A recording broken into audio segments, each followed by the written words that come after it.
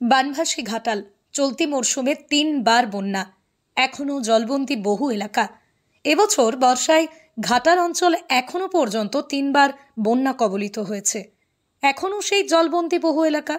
বর্ষা এলেই নদীর জল বেড়ে যায়। দাসপুর এবং ঘাটালের মধ্য দিয়ে বয়ে চলেছে শিলাবতী, ঝুমি, কংসাবতী নদী। পাশাপাশি রয়েছে একাধিক ছোট বড় খাল। তাই বর্ষা নামলেই সিঁদুরে মেঘ দেখেন ঘাটালবাসী। এভাবে নৌকায় পারাপার করছেন, কি বলছেন? পারাপার পোলটা ছিল, পোলটা ভেঙে খাটাটা সেতু ছিল, ভাঙা গেছে। এবং আমাদের হাট কমিটির উদ্যোগে একটা মাছের পোল করেছিল, পোলটা ডুবে গেছে। এই মুহূর্তে একটা অস্থায়ীভাবে একটা নৌকা দেওয়া হয়েছে। এতে মানুষের ঝুঁকি দিয়ে মানুষের প্রাণের ঝুঁকি নিয়ে নৌকাটা পারাপার করতে হচ্ছে। এই ধরনের নিম্ন সর্বনিম্ন একটা নিয়ে আছে, না নিলেও নয়, একটা মানুষ চালাচ্ছে। তবে সব জায়গায় পাকা সেতু না থাকায় সাধারণ মানুষের যাতায়াতের জন্য বাঁশের সাঁকোই একমাত্র ভরসা। কিন্তু বর্ষাকালে নদীতে জল বেড়ে গেলে এই বাঁশের সাঁকোগুলো ভেঙে যায়, ফলে যোগাযোগ বিচ্ছিন্ন হয়ে পড়ে অনেক এলাকা। তখন পারাপারের একমাত্র উপায় হয়ে ওঠে নৌকা।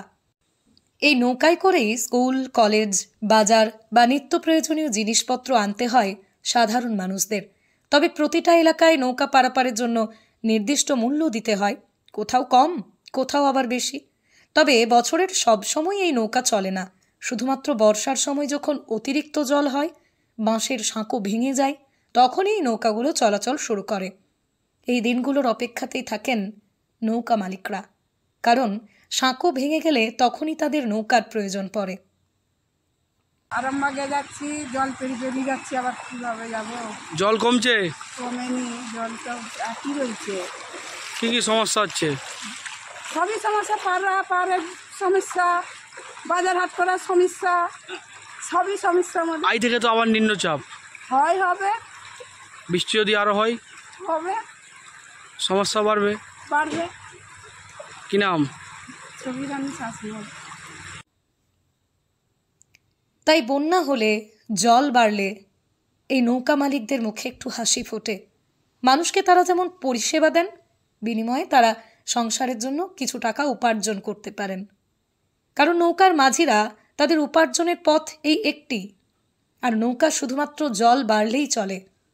ঘাটাল ও দাসপুরের একাধিক এলাকায় বছরে 1 থেকে 2 মাস চলে তাই এই নৌকার বাণিজ্য। পশ্চিম মেদিনীপুরের ঘাটাল থেকে মিজানুর রহমানের রিপোর্ট, লোকাল 18 বাংলা।